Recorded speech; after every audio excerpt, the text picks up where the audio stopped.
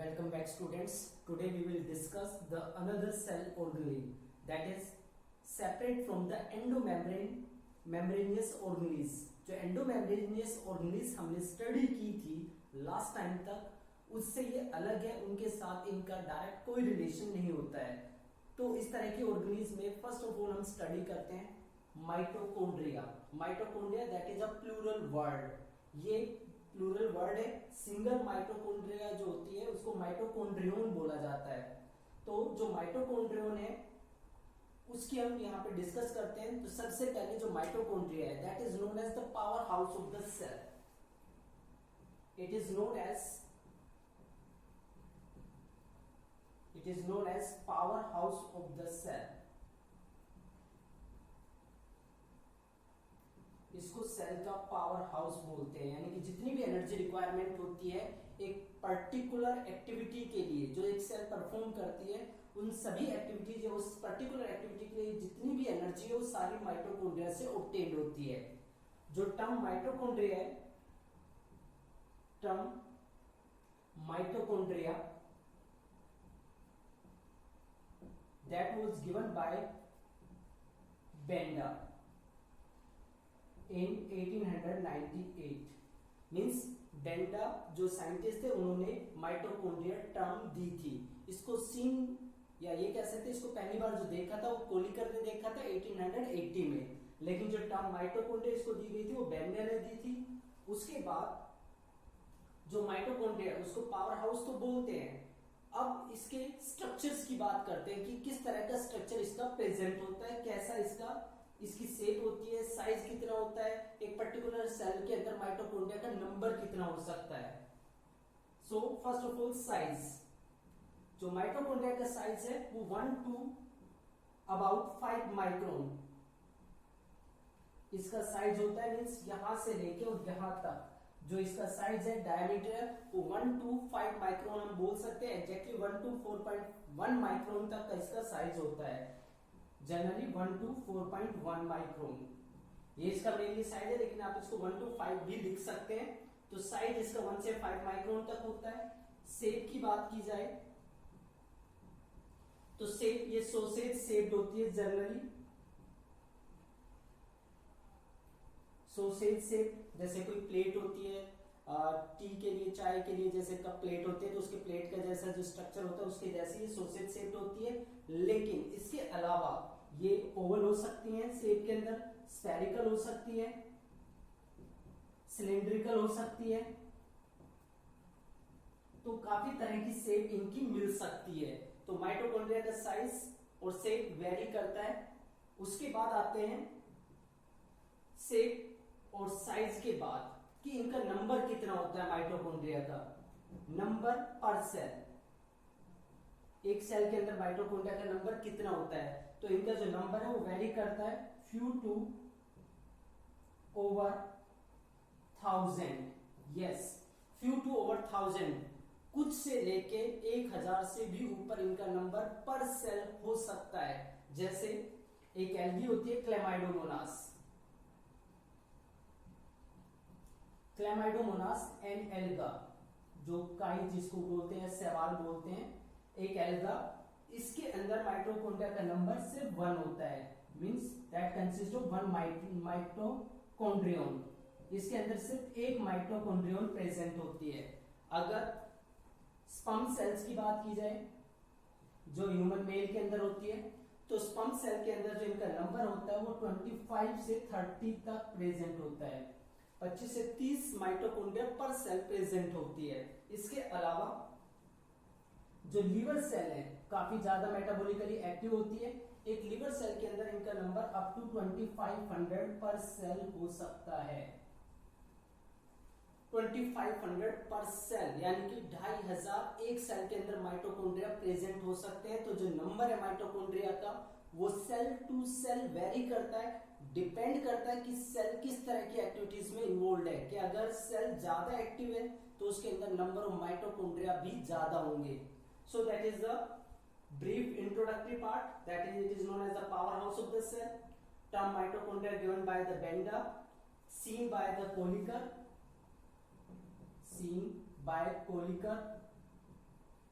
Kolliker ने इसको सबसे पहले ऑब्जर्व किया था। साइज 1 to 4.1 माइक्रोन होता है। शेप सोशल शेप जनरली होती है, लेकिन इसके अलावा ओवल, स्फेरिकल, सिलिंड्रिकल शेप इसकी हो सकती है।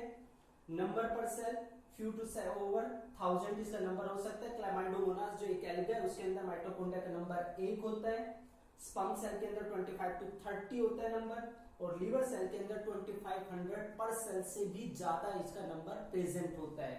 So that is about the general part. Now the next one is the structure of the mitochondria.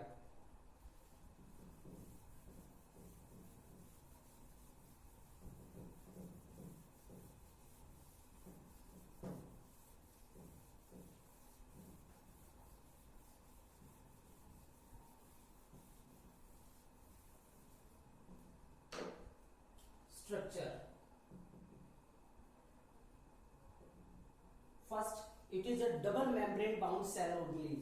अभी तक जितने भी सेल ऑर्गेनेल हमने स्टडी किए, endoplasmic reticulum, Golgi apparatus, lysosomes, vacuoles, सभी के अंदर सिंगल मेम्ब्रेन प्रेजेंट थे। लेकिन यहाँ पे पहली सेल ऑर्गेनेल है जिसकी डबल मेम्ब्रेन होती है।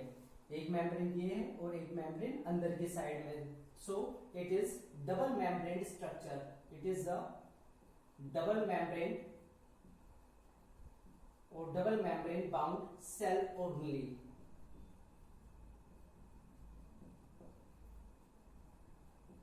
डबल मेम्ब्रेन से बाउंड सेल ऑर्गेनेल होती है ये। इसमें आउटर मेम्ब्रेन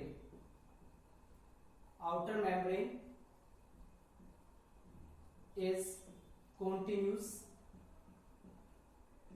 एंड स्मूथ। कोई उसमें इंटरप्रिटेशन नहीं होता, कोई किसी तरह की इंटरफेरेंस नहीं होती, वो बिल्कुल कॉन्टिन्यू लेयर होती है। कहीं पे कोई गैप नहीं होता है, किसी तरह का कोई प्रोजेक्शन या डिप्रेशन नहीं होता है, तो कॉन्टिन्यूस और स्मूथ होती है। और जो आउटर मेम्ब्रेन है वो ज्यादा पोरस भी होती है and more porous. More porous का मतलब ये होता है कि वो ज्यादातर मेटेरियल के एक्सचेंज में इन्वॉल्व होती है, ज्यादातर मेटेरियल के एंटर और एग्जिट को अलाउ कर देती है। उसके बाद नेक्स्ट पार्ट आता है inner membrane. Inner membrane is folded. Inner membrane fold होती है। देखिए यहाँ पे ये इनर मेम्ब्रेन है, अंदर की तरफ फोल्ड हो गई है, फिर यहाँ पे फोल्ड हो गई है, तो अंदर की तरफ फोल्डेड होती है। तो इनर मेम्ब्रेन फोल्डेड होती है, और फोल्ड होने की वजह से जो फोल्डेड पार्ट है मेम्ब्रेन का, folded part is known as cristae. Folded part को क्रिस्टी बोलते हैं, एक को क्रिस्टा बोलते हैं, यानी कि जो पूरा पार्ट है ये क्रिस्टा बोला जाता है। तो इस तरीके से फोल्डेड पार्ट होता है। और जो इनर मेम्ब्रेन है, inner membrane bears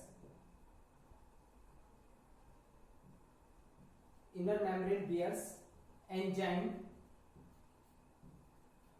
for ATP synthesis. इस इनर मेम्ब्रेन के ऊपर, यानी कि यहाँ पे एंजाइम प्रेजेंट होते हैं, इस वाले पार्ट पे यहाँ पे एंजाइम प्रेजेंट होते हैं जो एटीपी सिंथेसिस में इन्वॉल्व होते हैं। तो एटीपी को सिंथेसाइज करने वाले एंजाइम यहाँ पे प्रेजेंट होते हैं। एटीपी का मतलब क्या होता है? That is adenosine triphosphate. Adenosine triphosphate, that is also known as the energy currency of the cell. Energy currency of the cell. Cell की एनर्जी करेंसी इसको बोला जाता है। क्यों बोला जाता है एनर्जी करेंसी? सेल में जब भी कोई फूड का ब्रेकडाउन होता है, उसके फूड के ब्रेकडाउन से जो भी एनर्जी रिलीज होती है, उस रिलीज एनर्जी को एटीपी की फॉर्म में स्टोर कर दिया जाता है। और जब भी सेल को एनर्जी की रिक्वायरमेंट होती है किसी एक्टिविटी को परफॉर्म करने के लिए, तो इसी एटीपी का यूटिलाइजेशन होता है। आप इसको जनरल लाइफ से कनेक्ट कर सकते हैं। फॉर एग्जांपल, अगर आपने कोई प्रोडक्ट प्रोड्यूस किया है, उस प्रोडक्ट को अब आप मार्केट में ले जाके बेच देते हो, उसके बदले में आपको करेंसी मिल जाती है। उस करेंसी से आप कोई भी अपनी एक्टिविटी या कोई भी अपनी जो डिमांड है वो कंप्लीट कर सकते हैं। ऐसा तो नहीं हो सकता कि आप किसी बुक से किसी सेलर, जो सेलर है, किसी भी चीज के सेलर के पास जाएं और जो मटेरियल आपने प्रोड्यूस किया है हर बार वही मटेरियल लेके जाएं, उसको वो मटेरियल दे और बदले में दूसरा मटेरियल ले, जैसे ओल्ड टाइम में होता था। तो आजकल उस चीज को रिप्लेस कर दिया करेंसी ने। फॉर एग्जाम्पल, जैसे जो फार्मर्स होते हैं वीट का प्रोडक्शन उन्होंने किया, वीट प्रोड्यूस किया, तो ऐसा नहीं कि हर चीज को परचेज करने के लिए वो वीट लेके जाएंगे पर्टिकुलर पर्सन के पास कि ये वीट ले लो और बदले में मुझे दूसरी चीज दे दो, तो ऐसा नहीं होता। वो मार्केट जाते हैं, वीट को सेल आउट करते हैं, उससे करेंसी लेते हैं, जब भी जरूरत होगी करेंसी का यूज किया जाता है। सिमिलरली सेल के अंदर जब भी एनर्जी रिलीज होती है उसको एटीपी में कन्वर्ट कर दिया जाता है, और जब भी सेल को जरूरत पड़ेगी एनर्जी की, उस एटीपी का ब्रेक डाउन करके एनर्जी रिलीज जो है गेन की जाती है, और उससे वो पर्टिकुलर एक्टिविटी कैरी आउट की जाती है। सपोज करिए मसल्स को कॉन्ट्रैक्ट करना है, तो कॉन्ट्रैक्शन के लिए जो एनर्जी है वो एटीपी के ब्रेक डाउन से ही मिलती है। तो एनर्जी को जनरेट करने के लिए एंजाइम जो है वो इसी मेम्ब्रेन के ऊपर प्रेजेंट होते हैं, जिसको हम इनर मेम्ब्रेन बोलते हैं। इसके अलावा आउटर मेम्ब्रेन और इनर मेम्ब्रेन के बीच में स्पेस भी होता है, जिसको इंटर मेम्ब्रेन स्पेस बोलते हैं। ये वाला जो इनर मेम्ब्रेन बाउंड स्ट्रक्चर, जो इनर मेम्ब्रेन बाउंड स्पेस है, जिसके अंदर फ्लूइड मटेरियल भरा होता है, जहां पे ब्लू डॉट भी आपको देखने को मिल रही है, ये जो पार्ट होता है इसको बोला जाता है matrix.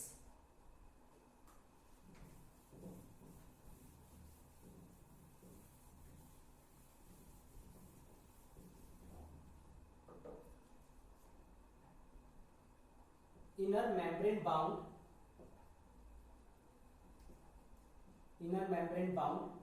fluid substance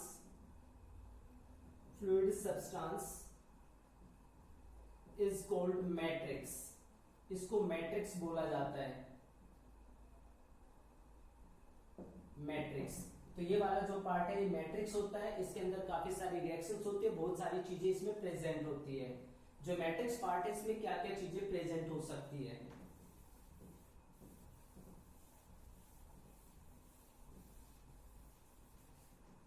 matrix, it contains 70S type of ribosomes, 70S type के राइबोसोम्स प्रेजेंट होते हैं इसमें, जो कि प्रोटीन सिंथेसिस में यूटिलाइज होते हैं। इसके अलावा matrix also consist of that is single circular DNA। इस मैट्रिक्स पार्ट के अंदर एक सिंगल सर्कुलर डीएनए भी प्रेजेंट होता है। राइबोसोम, आपको ये ब्लू कलर की जो डॉट है वो राइबोसोम होते हैं।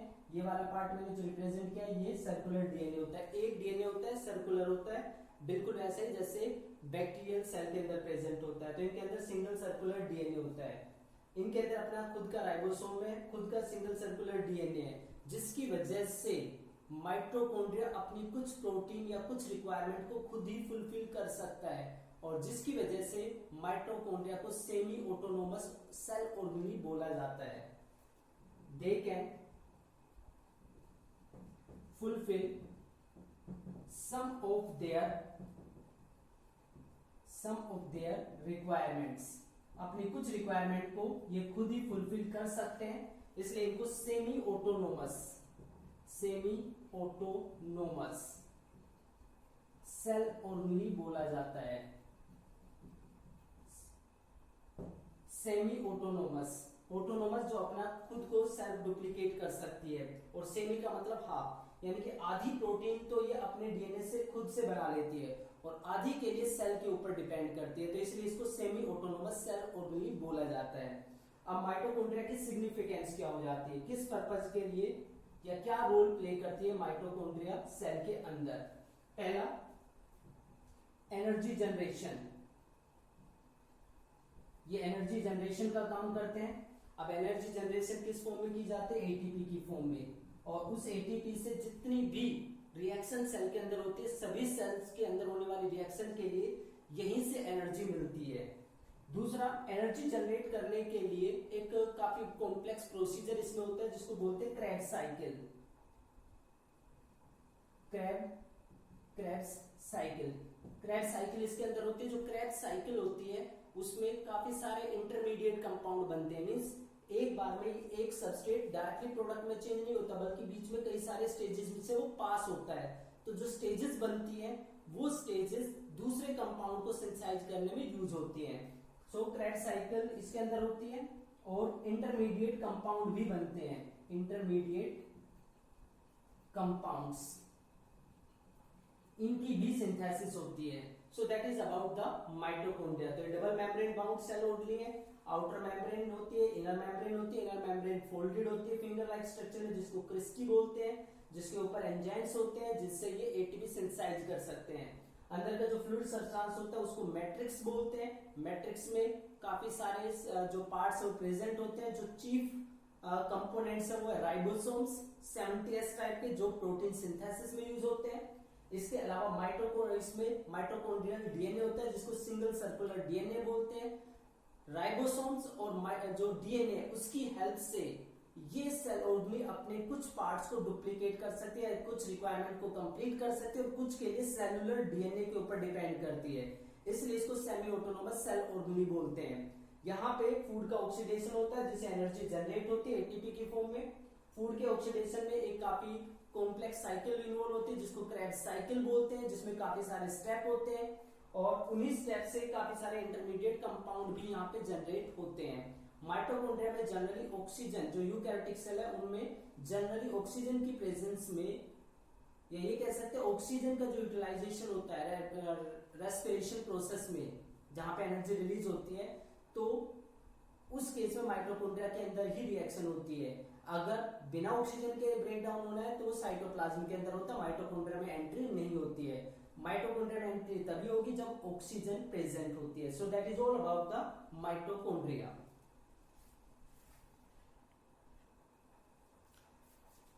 Now the next cell orderly, that is the plastids. Plastid ये next cell orderly होता है। These are only found in plant cells. ये सिर्फ plant cells के अंदर मिलते हैं, animal cells के अंदर कोई plastid नहीं होता है। Plastids two types के होते हैं on the basis of their coloration, means ये किस कलर के हैं उसके बेस पे। ये अगर कलर्ड है, कोई भी कलर हो सकता है, ग्रीन हो सकता है, रेड हो सकता है, येलो हो सकता है, कोई भी कलर अगर है तो उनको हम बोलते हैं क्रोमोप्लास्ट्स। और अगर कलरलेस है, कोई कलर है ही नहीं, तो उसके लिए इनको बोला जाता है leucoplast, that is the colourless plastids. अब इनको वन बाय वन स्टडी करते हैं कि क्रोमोप्लास्ट और ल्यूकोप्लास्ट में क्या डिफरेंस है और इनमें से फोटोसिंथेसिस में कौन सा यूटिलाइज होता है। जनरली क्रोमोप्लास्ट की बात करें तो क्रोमोप्लास्ट में जो मोस्ट पॉपुलर प्लास्टिड है वो होता है chloroplast. Chromoplast the plastid which contain green colour pigment, जिसके अंदर ग्रीन कलर का पिगमेंट होता है जिसको हम बोलते हैं क्लोरोफिल। तो जिस प्लास्टिड के अंदर क्लोरोफिल प्रेजेंट होता है उस पर्टिकुलर प्लास्टिड को बोला जाता है क्लोरोप्लास्ट। जो क्लोरोप्लास्ट है it is a double membrane bound cell organelle. Mitochondria की तरह क्लोरोप्लास्ट की भी दो मेम्ब्रेन होती है, outer membrane and inner membrane. ये आउटर मेम्ब्रेन होगी और ये वाली होगी इनर मेम्ब्रेन। तो ये double membrane bound cell organelle है। तो अगर हम देखें सेल के अंदर तो तीन स्ट्रक्चर ऐसे आते हैं हमारे सामने जो डबल मेम्ब्रेन बाउंड होते हैं। First nucleus, second mitochondria and third chloroplast. जब मेनली सेल ऑर्गेनी के लिए पूछा जाता है तो हम न्यूक्लियस को जनरली इग्नोर कर देते हैं और दो सेल ऑर्गेनी का अगर हमें नाम बताना होता है जो डबल मेम्ब्रेन बाउंड होते हैं तो उसमें माइटोकॉन्ड्रिया और क्लोरोप्लास्ट इंक्लूड होते हैं।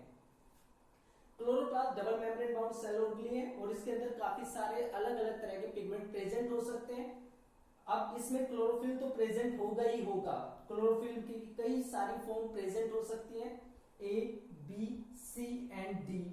इसके अलावा भी हो सकते हैं जो ए फॉर्म है दैट इज द यूनिवर्सल। ये हर किसी ग्रीन प्लांट के अंदर प्रेजेंट होते हैं जो फोटोसिंथेसिस करते हैं। बिना क्लोरोफिल ए के कोई प्लांट फोटोसिंथेसिस नहीं कर सकता है। तो क्लोरोफिल ए ये कह सकते हैं एसेंशियल है, बाकी एसेसरी रोल प्ले करते हैं, सिर्फ हेल्प करते हैं। इसके अलावा इनके अंदर जैंथोफिल प्रेजेंट हो सकता है जो येलो कलर का पिगमेंट होता है। ये येलो कलर और ग्रीन कलर मिक्स होकर काफी सारे शेड प्रोवाइड कर सकते हैं। सिमिलरली कैरोटीनॉइड्स भी प्रेजेंट हो सकता है इसमें। कैरोटीनॉइड येलो और ऑरेंज कलर का पिगमेंट होता है। So these are the various pigments which are present in the chloroplast. कौन कौन से तरह के जो पिगमेंट है वो क्लोरोप्लास्ट के अंदर प्रेजेंट हो सकते हैं।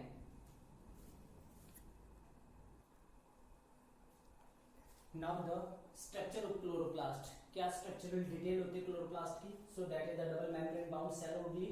Outer membrane that is more permeable, जो बाहर की मेम्ब्रेन वो ज्यादा परमेबल होती है, मीन ज्यादातर सब्सटेंसेस के एक्सचेंज में हेल्प करती है। Next inner membrane that is the less permeable, ये ज्यादा परमेबल नहीं होते, सिलेक्टेड सब्सटेंसेस की ही एंट्री और एग्जिट को अलाउ करती है। उसके बाद the fluid enclosed with in the inner membrane called stroma, ये सारा जो फ्लूइड है जो इसके अंदर भरा हुआ है, इस सारे फ्लूइड को बोला जाता है स्ट्रोमा। जो स्ट्रोमा पार्ट है that contains various types of chemicals and enzymes where a lot of chemical reactions take place, इसके अंदर बहुत सारे एंजाइम्स, बहुत सारे सबस्ट्रेट प्रेजेंट होते हैं जिनके बीच में काफी सारी रिएक्शंस होती है। यहाँ तक कि जो फोटोसिंथेसिस में ग्लूकोज सिंथेसिस होता है वो इसी स्ट्रोमा पार्ट के अंदर होता है। इस स्ट्रोमा पार्ट के अंदर stacks of membrane bound chlorophyll containing thylakoids present होते हैं।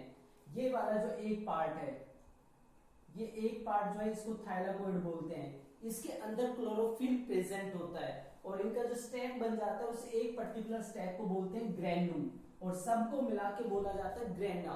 तो ऐसे बहुत सारे जो ग्रेन्यूल है वो इसके अंदर प्रेजेंट होते हैं जो थाइलाकोइड से बने होते हैं। थाइलाकोइड के अंदर क्लोरोफिल पिगमेंट प्रेजेंट होता है जो लाइट एनर्जी को कैप्चर करके और उससे फूड की सिंथेसिस में हेल्प करता है। इसके अलावा जो ये यहाँ पे फ्लूइड पार्ट है उसके अंदर और भी बहुत सारा मटेरियल प्रेजेंट होता है, like it contains 70s type of ribosomes just like the mitochondria, बिल्कुल वैसे जैसे माइटोकॉन्ड्रिया के अंदर होता है प्रोटीन सिंथेसिस के लिए। इसके अलावा इसमें सिंगल सर्कुलर डीएनए प्रेजेंट होता है, सिंगल सर्कुलर डीएनए जो माइटोकॉन्ड्रिया के अंदर भी प्रेजेंट था। तो यहाँ पे ये भी अपनी कुछ प्रोटीन खुद सिंथेसाइज कर सकता है, इसलिए इनको भी सेमी ऑटोनोमस सेल ऑर्गेनिज्म बोला जाता है। यानी कि ये अपने आप को डुप्लीकेट तो कर सकते हो, डुप्लीकेशन में आधी जो प्रोटीन है आधे मटेरियल खुद सिंथेसाइज करते हैं और आधे सेल के ऊपर डिपेंड करते हैं।